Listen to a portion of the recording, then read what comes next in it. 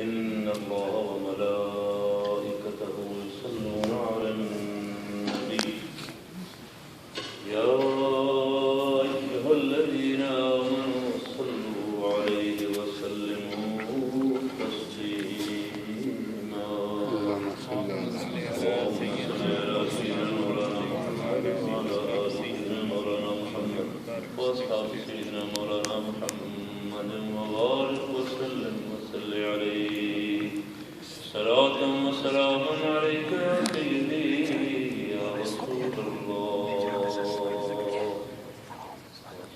عليك يا حبيب الله صلى الله عليك يا رسول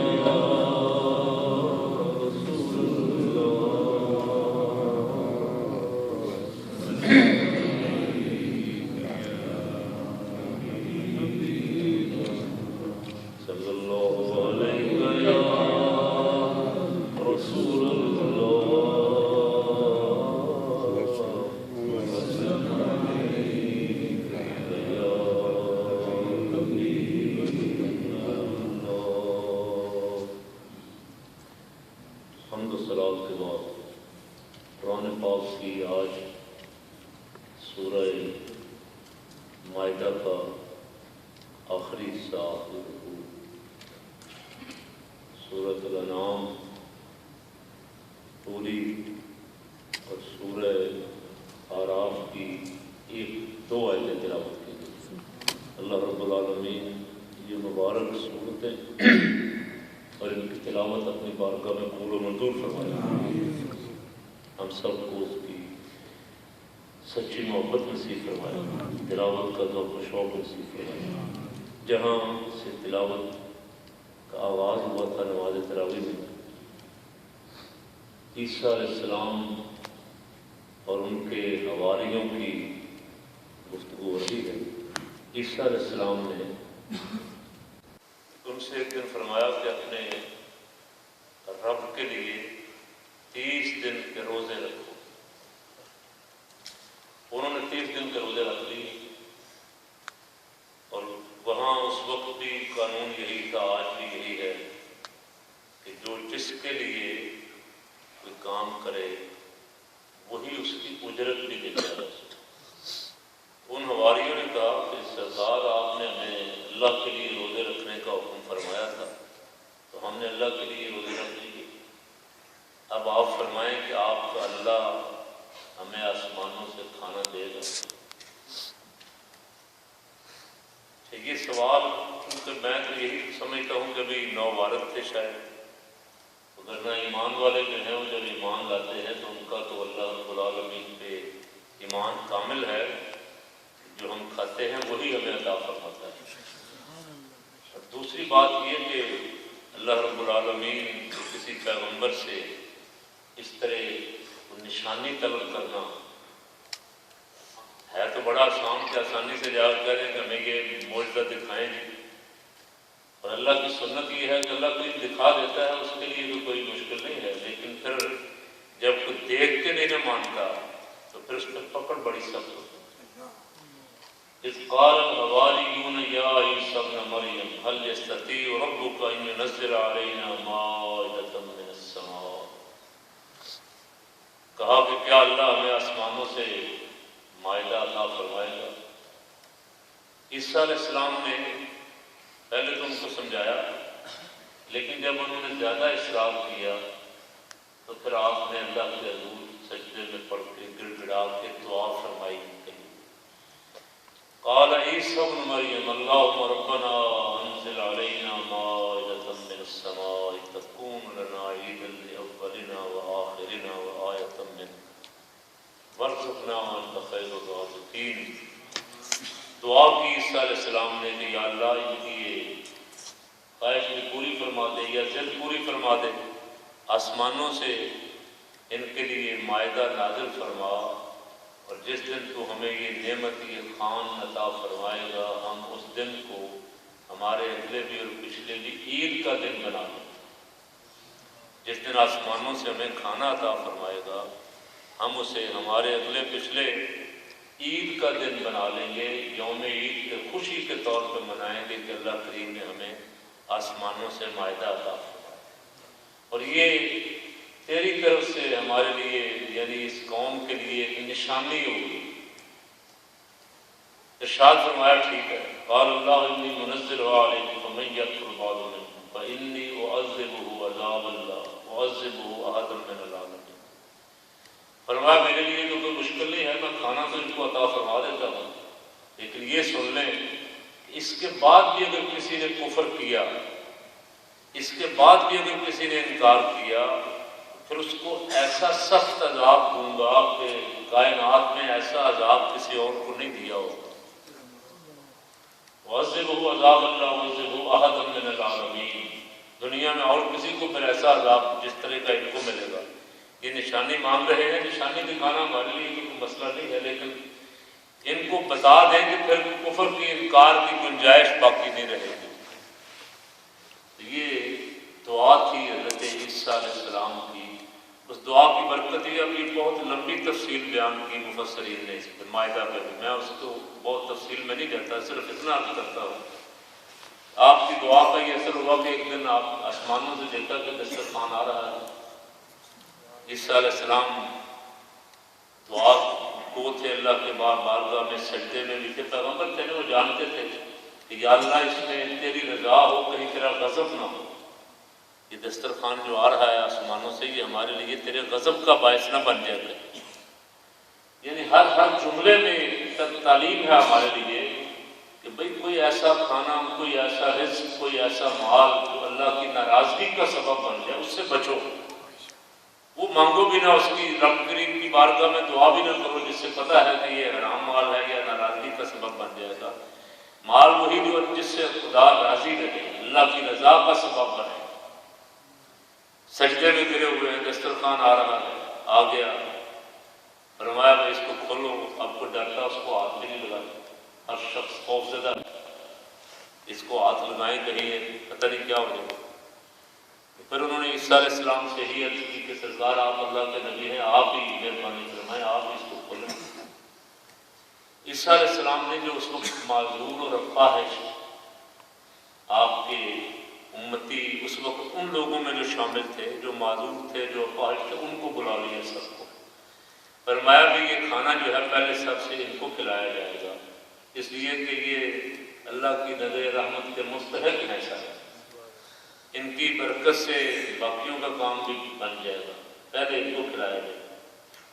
کھانا ان کو دیا گیا، اور کھانا بہت ساری تفصیلات اس میں بھی لکھی ہیں، بعد میں لکھا کہ مچھلی تھی، روٹیاں تھیں، بعد میں لکھا روٹی گوشت تھا۔ 40 دن تک ان کو یہ کھان آسمانوں سے ملتا رہا، روز آتا تھا، جتنا وہ کھا سکتے تھے کھا لیتے تھے، باقی واپس چلا جاتا تھا۔ اب انہوں نے شرابیں شروع کر دی۔ اچھا، اس میں ان کو یہ فرمایا گیا تھا دیکھو اس میں خیانت نہیں کرنی، اور اسے چھپا کے بھی نہیں رکھنا، کل کی فکر نہیں کرنی، کل بھی آ جائے، اسے جتنا کھا سکو کھا لو، باقی وہاں کا وہاں دسترخوان پہ رہے، نہ چھپانا ہے اور نہ کل کی فکر کرنی، کل کے لیے بچا کے رکھنا ہے۔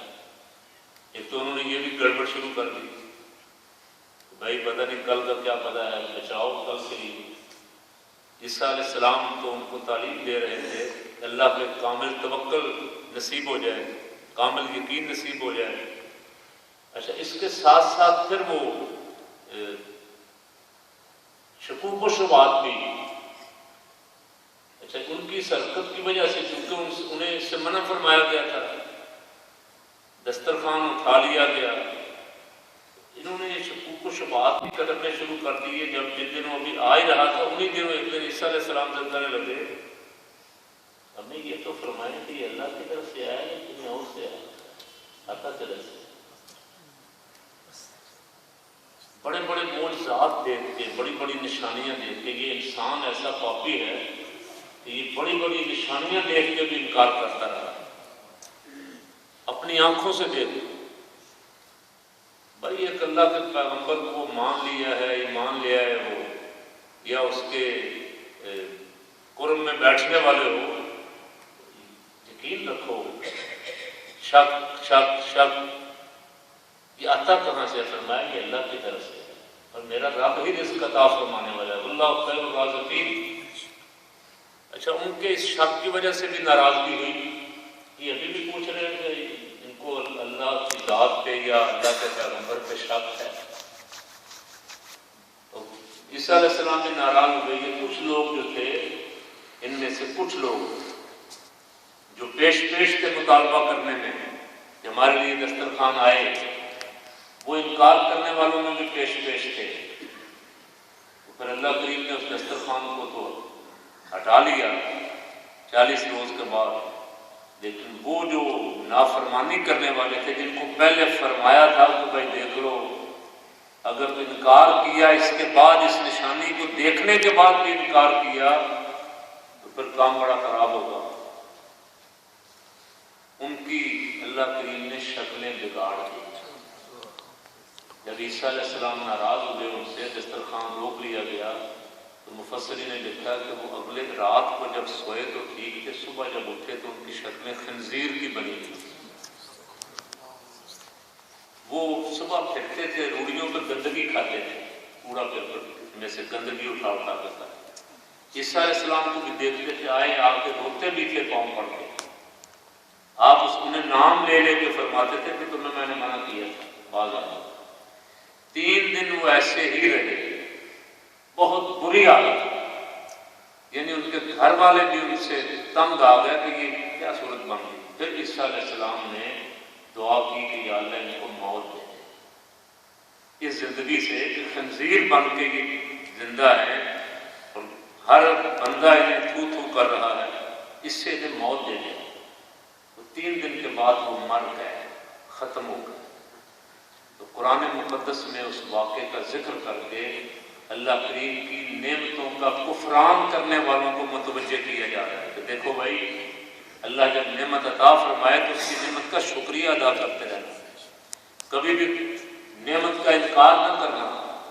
اور پھر یہ بھی کہ جو کچھ تمہیں مل رہا ہے یہ تمہاری اپنی قابلیت یا صلاحیت نہیں ہے، یہ اس کی کرم نوازی سے مل رہا ہے۔ آپ دیکھ رہے وہ جانوروں کو بھی کھانا دے رہا ہے، ان کو بھی ان کا رزق دے رہا ہے۔ وہ کہاں کے پی ایچ ڈی ہے؟ جانوروں نے کہیں پی ایچ ڈی تو نہیں کی، اللہ پاک رزق ان کو بھی دے رہا ہے۔ رزق اس نے اپنے ذمے لیا ہے۔ اگر کوئی بندہ سمجھ لے کہ رزق مجھے میرے علم کی وجہ سے مل رہا ہے، میری قابلیت کی وجہ سے مل رہا ہے، میں جو محنت کر رہا ہوں اس محنت کی وجہ سے مل رہا ہے، اسے یہ غلط فہمی دور کر دینی چاہیے کہ رزق جس کو جتنا مل رہا ہے یہ اللہ کے کرم سے مل رہا ہے۔ ہاں، ہمارا کام جو ہے اللہ نے اسے سبب بنا دیا۔ اسباب جو عالم اسباب، اسے عالم اسباب کہتے ہیں۔ اسباب جو پیدا فرمایا، ہمارے کام کو ہمارا سبب بنا لیا ہے۔ کہاں کہ یہ سبب، اس کے ذریعے تمہیں رزق عطا فرمایا جائے گا، رازق وہی ہے۔ تمہارے ذہن میں یہ یقین ہمیشہ محکم رہنا چاہیے کہ رزاق وہی ہے۔ اور ہم نے دیکھا ہے، آپ نے بھی دیکھا، بہت بڑے بڑے پڑھے لکھے بعض دفعہ ان سے بالکل جاہل جو ہیں وہ زیادہ کاروباری ہوتے ہیں، ان کے پاس زیادہ مال ہوتا ہے۔ وہ بڑے بڑے، آپ منڈیوں میں چلے گئے، بڑے بڑے آڑتی، بڑے بڑے تاجر، اسٹاک مارکیٹوں میں ان پڑھ ہیں، لیکن پیسہ ان کے پاس زیادہ ہے۔ یہ ماننا پڑے گا کہ یہ اس کی کرم نوازی ہے۔ اس نے قرآن مقدس میں ایک جگہ نہیں، بہت ساری جگہوں فرمایا۔ آج جو آیتیں 8ویں سے بارے میں تلاوت ہوئی، ان میں بھی ایک جگہ ارشاد فرمایا وَلَا تَقْتُلُوا أَوْلَادَكُم مِّنْ إِمْلَاقٍ نَحْنُ نَرْزُقُكُمْ وَإِيَّاهُمْ۔ فرمایا اپنی اولاد کو رزق کے ڈر سے ہلاک نہ کرو، رزق تو ہم دیتے ہیں۔ نَحْنُ نَرْزُقُكُمْ، رزق ہم دیتے ہیں، رزق ہمارے ذمہ ہے۔ اور عیسیٰ علیہ السلام نے جو ان سے فرمایا تھا وَاللَّهُ خَيْرُ الرَّازِقِينَ، وہ سب سے بہتر رزق عطا فرمانے والا ہے۔ تم اس کی طرف توجہ رکھو، اس کے سچے بندے بن جاؤ، اس کے حضور جھکے رہو۔ رزق تو اس کی ذمہ داری ہے، اس نے اپنے ذمہ لے لیا اپنے بندوں کو رزق عطا فرمانا۔ یہاں یہ بات جہاں ختم ہوئی، اس سے آگے ایک رکوع شروع ہو رہا ہے۔ اس رکوع میں اللہ کریم عیسیٰ علیہ السلام سے پوچھے گا کہ اپنی قوم کو آپ نے کہا تھا کہ میرے سوا، اللہ کے سوا میں بھی تمہارا رب ہوں اور میری ماں مریم بھی تمہاری رب ہے۔ عیسیٰ علیہ السلام برات کا اظہار فرمائیں گے، یا اللہ سبحانک ان تقول ما لیس لی بحق، پروردگار میں ایسی بے ادبی کیسے کر سکتا ہوں؟ یہ میرے بعد میں انہوں نے خود جب تک میں ان میں موجود رہا میں ان کو شرک سے روکتا رہا، اور جب تو نے مجھے اٹھا لیا تو پھر تو جانتا ہے کہ یہ کیا کرتے رہے ہیں۔ یہ ساری گفتگو جو بعد میں آنے والے کریں گے، عیسیٰ علیہ السلام کو اللہ کریم قیامت والے دن دہرا کے پوچھے گا، ان لوگوں کو شرمندگی دلانے کے لیے جو کبھی عیسیٰ علیہ السلام کو خدا کہتے تھے، کبھی ان کی ماں کو خدا کہتے تھے، کبھی کہتے تھے 3 خدا ہیں۔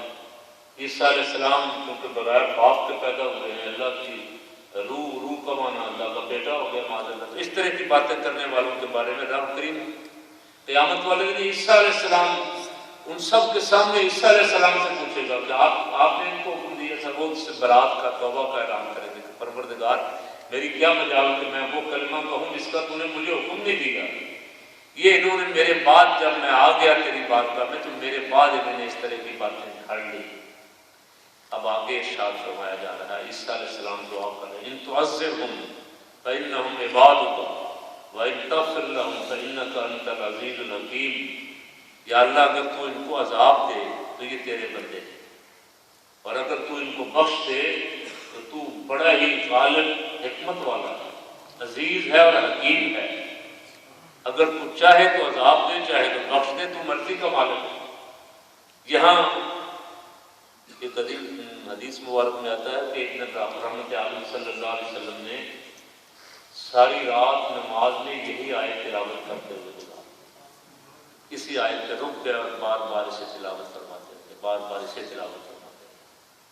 اور ایک حدیث مبارک میں ہے کہ یہ آیت مبارک تلاوت فرمائی، اور جناب ابراہیم خلیل اللہ علیہ السلام کا وہ ارشاد مبارک، وَمَنْ عَصَانِي فَمَنْ تَبِعَنِي فَإِنَّهُ مِنِّي، یا اللہ جو میری پیروی کرے وہ میرے مجھ میں سے ہے، میری امت میں سے ہے۔ وَمَنْ عَصَانِي فَإِنَّكَ غَفُورٌ رَحِيمٌ، اور جو میری نافرمانی کرے تو غفور الرحیم ہے، جیسے چاہے ان کے ساتھ فرمائے۔ یہ دونوں آیتیں تلاوت فرمائی، اور اس کے بعد رحمت عالم صلی اللہ علیہ وسلم پہ دقت آ رہی ہے، رونا شروع، بہت روئے۔ اللہ کریم نے جبریل امین علیہ السلام کو بھیجا کہ جاؤ محبوب علیہ السلام سے پوچھو کیوں رو رہے، حالانکہ اللہ جانتا ہے۔ فرمایا کہ میں باوجود اس کے جانتا ہوں، لیکن جاؤ تم جا کے محبوب سے پوچھ کے آؤ کہ یا رسول اللہ آپ کا رب پوچھتا ہے کہ آپ کیوں رو رہے ہیں۔ عرض کی میرے رب سے عرض کرو، جبریل سے کہا میرے رب سے عرض کرو کہ ابراہیم علیہ السلام نے یہ کہا، عیسیٰ علیہ السلام نے یہ کہا، یا اللہ میری امت کا کیا ہوگا، میری امت کا کیا ہوگا، بار بار یہ ارشاد فرما رہے۔ جبریل امین علیہ السلام پھر گئے، عرض کی یا اللہ تیرے محبوب صلی اللہ علیہ وسلم عرض کر رہے ہیں جو امت کے بارے میں فکر مند ہیں اور اس لیے رو رہے ہیں، وہ فرما رہے ہیں کہ میری امت کا کیا بنے گا۔ تو فرمایا جاؤ جا کے ان سے کہہ دو کہ تمہاری امت کے بارے میں تمہارا خدا تمہیں راضی فرمائے اور تمہیں غمگین نہیں ہونے دے گا۔ پھر یہ آیت کی بات میں نازل ہوئی، والا سوف یعطیک ربک فترضی، اے حبیب آپ کو اتنا عطا فرمائیں گے کہ آپ راضی ہو جائیں، آپ کو راضی کریں گے۔ پر ظاہر سی بات ہے کہ کوئی ایک امتی بھی جہنم میں رہا تو حضور راضی کیسے ہوں گے؟ ایک باپ کے 2 یا 4 یا 5 بچے ہیں بچیاں ہیں، ان میں سے ایک بھی آگ میں پھینک دیا جائے وہ کیسے راضی ہو سکتا ہے؟ اسے اطمینان کیسے نصیب ہو سکتا ہے؟ تو اس کا مفہوم یہ ہے، خلاصہ یہ ہے کہ سید عالم صلی اللہ علیہ وسلم اس وقت راضی ہوں گے جب حضور کی ساری امت بخشی گئی۔ آخری کلمہ پڑھنے والا فرمایا جس کے دل میں ایک ذرہ برابر ایمان، رتی کے برابر بھی ایمان ہوگا، ایک وقت ایسا آئے گا کہ سرکار اس کو بھی جہنم سے نکال کے لے جائیں۔ لیکن میں تو عرض کرتا رہتا ہوں کہ دعا کیا کریں کہ اللہ کریم ہمیں ان خوش نصیبوں میں، حضور کے ان غلاموں میں شامل فرما دے جنہیں کوئی حساب کتاب نہیں ہے، ان میں شامل فرما دے۔ حساب کتاب والا کام بڑا مشکل ہوگا، اور پھر اگر وہاں میں نے عرض کیا تھا اس نے ایک دن بھی بڑا مشکل ہے، وہاں کا ایک دن بھی 50,000 سال کا ہے۔ ہماری باری پتہ نہیں کب آئے گی، جا کے اگر دیر سے آئی تو کام تو ہو جائے گا۔ اس لیے دعا کرتے رہا کریں کہ یا اللہ ہم تیرے مسکین بندے ہیں، تیرے محبوب کے گنہگار ہی صحیح پر ہیں، تیرے محبوب کے اوپر سرکار کے غلام اور خادم ہیں۔ اعلیٰ حضرت عظیم البرکت رضی اللہ تعالیٰ عنہ نے ایک جگہ ارشاد فرمایا ہے اپنے نعت شریف میں، بد سہی چور سہی مجرم و ناکارا سہی،